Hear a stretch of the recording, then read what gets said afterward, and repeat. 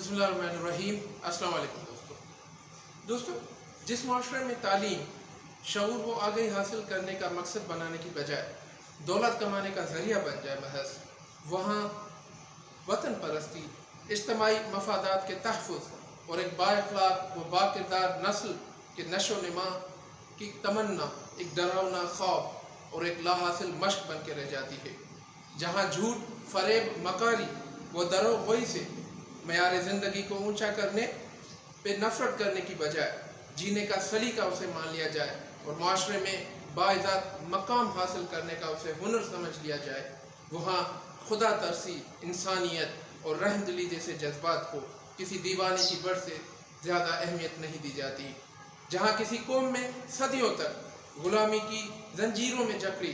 कई नस्लें परवान चढ़ चुकी हों, वहाँ ज़हनी आज़ादी, खुद मुख्तारी और इज़्ज़त नफ्स के आशिकों को माशरती तौर पर तन्हा कर देना कोई अनहोनी बात नहीं। जिस मुल्क में दोस्तों मजहबी जुनूनियत व गैर रवादारी लोगों की नफ्सियात में इस हद तक सुरायत कर चुकी हो कि किसी भी फ़िरोई इख्तिलाफ पे अवाम व खवास यानी मजहबी रहनुमा, सियासी लीडरान कराम हर दूसरे फ़िरके, हर दूसरी पार्टी के लोगों की गर्दनें उड़ाने को बाइसे सवाब और ज़रिया निजात समझना शुरू कर दें, वहाँ फिर इस्लाम और कानून को उसकी अपनी असल रूह पे नाफिज करने और माशरती मामलात में सही शरई तकादे पूरे करने को जहाद अकबर से किसी सूरत कम करार दिया नहीं जा सकता।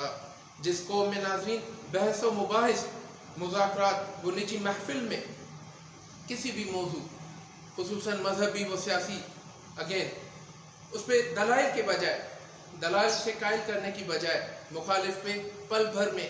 कुफ्र और गद्दारी के फतवा जारी कर दिया जाए और ख़ुद को फिर मुतकब्बराना अंदाज में हुसूल जन्नत का अहल करार दे दिया जाए, वहाँ नाज़रीन सेहतमंद सोच रखने और तहकीक व तरबियत के ज़रिए मुआशरे को एक बेहतर मकाम पे ले जाने का ख्वाब देखने वालों के लामहला गोशा नशी हो जाने और नतीजन मुआशरे को मज़ीद इखलाकी गिरावट का शिकार हो जाने से कोई रोक नहीं सकता।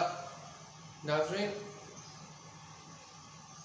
जहाँ सियासत को बजाय अवामी खिदमत गुजारी के प्लेटफॉर्म बनाने के ज़ाती मुआशी हैसियत बढ़ाने,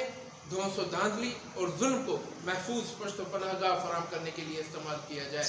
वहाँ करप्शन, नाइंसाफ़ी और मुआशी नाहमवारी को मिटाने की नाराए हक बुलंद करने वाले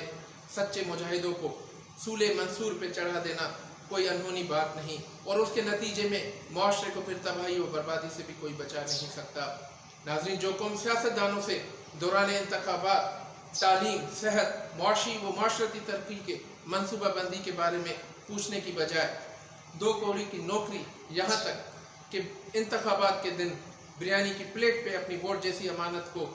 फ़रोख्त कर दे, ख़यानत कर दे और ख़ुद का हाल वो आने वाली नस्लों के मुस्तकबिल को चोर व चकों के हवाले करके बेखबर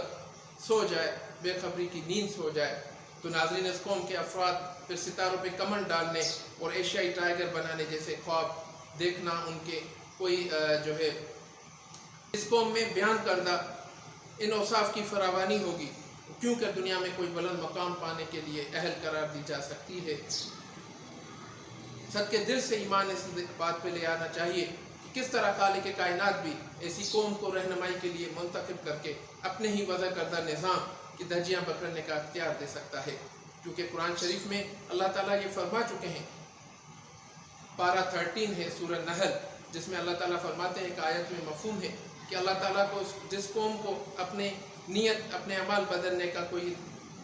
ख्याल नहीं, अल्लाह ताला उसकी हालत बदलने की कोई परवाह नहीं। और ये भी बात अल्लाह ताला अपने पाक किताब में फरमा चुके वलन तजिद लिसुन्नतिल्लाहि तब्दीला कि अल्लाह की सुन्नत को, अल्लाह के दस्तूर को कोई है फिर आप नहीं देखेंगे, तब्दील नहीं किया जा सकता। तो नाज़रीन, अब हमें फ़ैसला करना है कि हम ख़ुद को बेहतर बनाने की सारी माशरती बीमारियाँ जो हमने यहाँ गिनवाई हैं उनको दूर करने की आज ही जदोजहद शुरू करते हैं, या फिर आँखें, अपने कान, अपने दिल सब पे मोहर लगा के हरकत कानून कुदरत आने का इंतज़ार करते हैं और अल्लाह के अज़ाब, खुदा न ख़ास्ता अज़ाब के हक़दार ठहराए जाए का इंतज़ार करते हैं। Thank you very much.